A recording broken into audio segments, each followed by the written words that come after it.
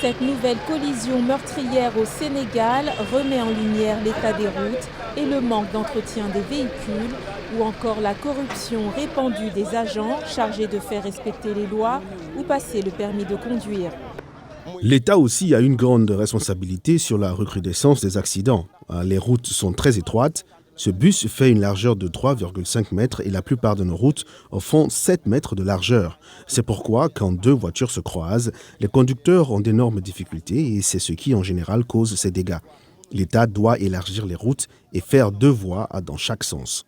Le drame du 8 janvier causé par l'éclatement d'un pneu et qui a causé la mort de 42 personnes a suscité un flot de critiques contre les autorités pour leur incapacité à faire respecter les règles de conduite, mais aussi la réglementation sur l'état des véhicules.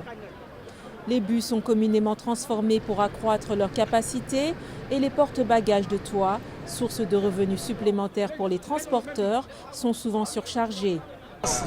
Les accidents, il y a beaucoup de causes. Les gens disent les routes, mais bon, il y a les voitures aussi, les bus. C'est des vieilles voitures. Ils transportent beaucoup de bagages. Et ils roulent n'importe quoi. Et les chauffeurs sont fatigués, ils conduisent toute la nuit. Tout ça, il y a tout ça. Le gouvernement a annoncé dans la foulée une vingtaine de mesures, par exemple l'interdiction faite aux bus et minibus de circuler la nuit, jugée par les professionnels en déphasage avec les réalités économiques ou les modes de vie. Nous entamons une grève demain à partir de 0h jusqu'à nouvel ordre pour dénoncer cette batterie de mesures prises par l'État sans se concerter avec les acteurs du transport.